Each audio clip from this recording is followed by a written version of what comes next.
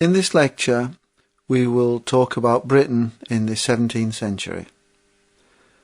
After talking a little bit about Queen Elizabeth I, we'll then discuss a family called the Stuarts, the Stuart family. Firstly, we'll talk about James I, and then his son Charles I.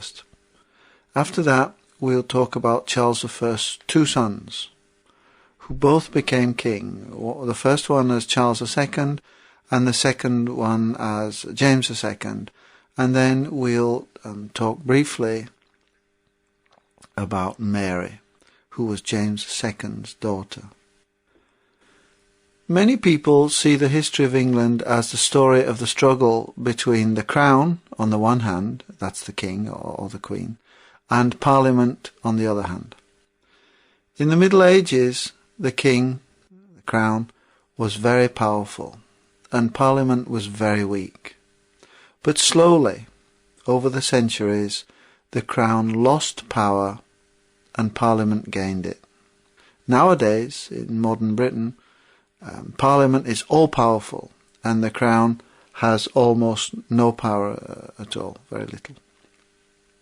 Elizabeth I was queen from 1558 to 1603. The monarch at that time had a lot of power, but could not function successfully without the help of Parliament. And Elizabeth seemed to understand this clearly. She was very good at getting the help she needed from Parliament. At that time, England was not a powerful country. The population was only about 4 or 5 million people, and the country was relatively poor. Spain, then, was by far the richest and most powerful country in Europe.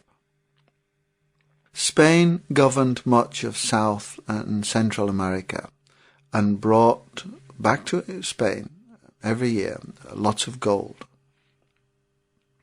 The English government had only a small navy at that time. But besides those ships, there were also a lot of English ships that were sort of half merchant ships and half pirate ships. And these ships often attacked the Spanish ships as they were returning from America with their gold. Of course, it was the gold they wanted. The King of Spain, Philip II, was very angry about this.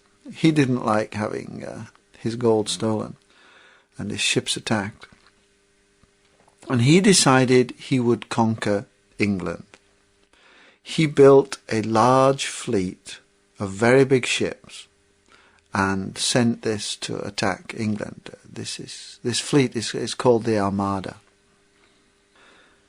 His new fleet of large and very expensive ships was defeated by a much smaller fleet of smaller English ships. And this victory by the English against the strongest king in Europe was a very important event for the English. This was because at that time a feeling of national consciousness was starting to develop in England, and the victory over the Armada did much to speed up the development of that national consciousness. For the first time, the English started to become aware of themselves as one nation. Elizabeth died in 1603, and she had no children. The man in line to be the next king was a distant relation called James Stuart. And James Stuart was already King of Scotland. His title was James VI of Scotland, and when he became King of England, he became James I of England. And the House of Stuart ruled England from 1603 to 1689. And this was a very difficult period in English history.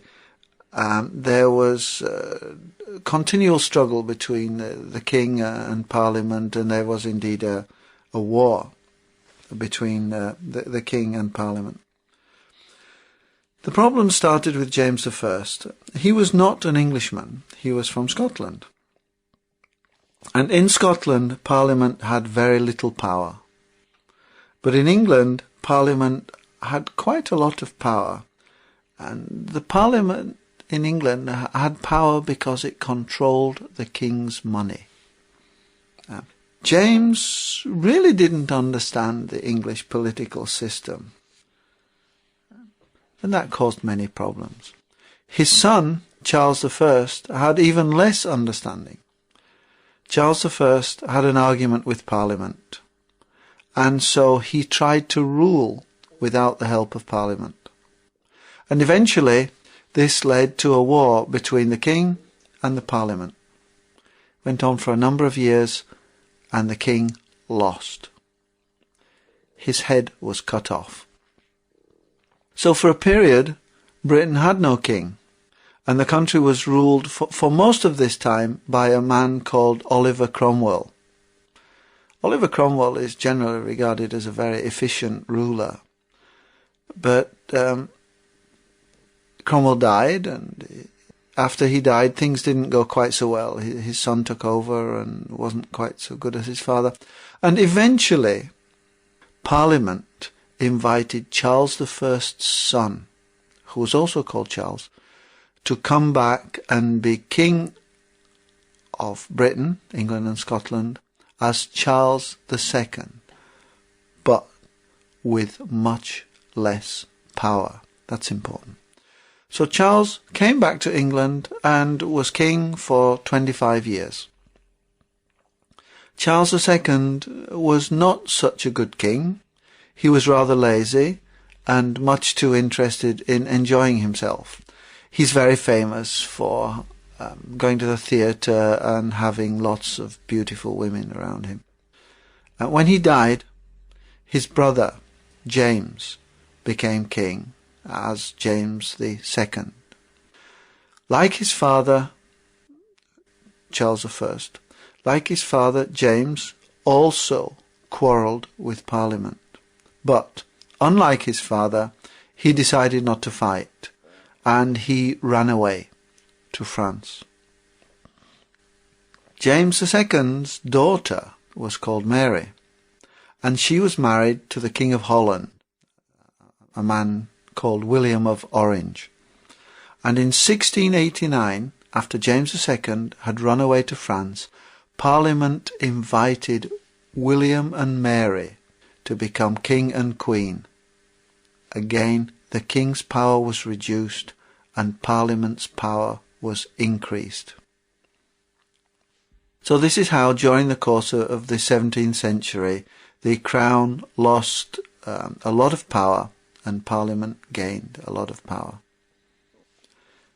There's one other thing that you must understand if you want to understand European history at that time, and that is religion.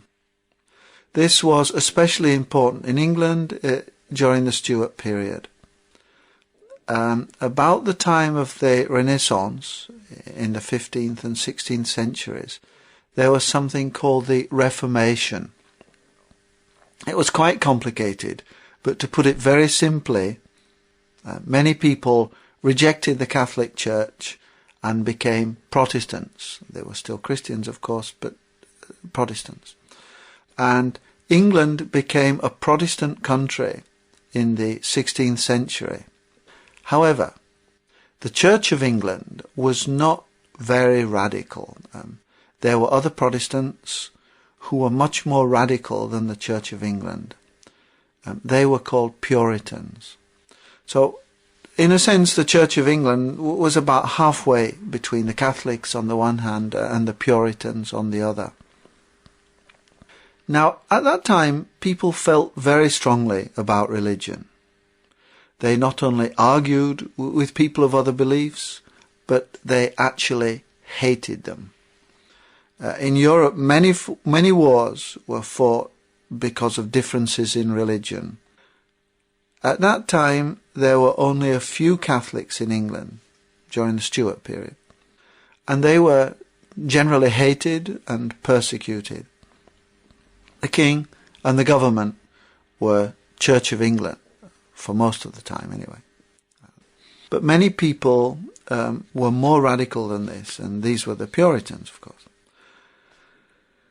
Now, I've portrayed the wars of the 17th century as a struggle for power between the Crown and Parliament, but it was also a struggle over religion.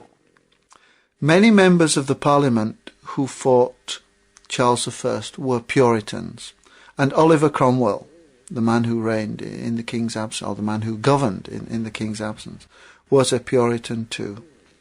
Now, the 4 Stuart kings were technically Protestant, Church of England, but many people believed that they were secret Catholics, and many people hated them for that.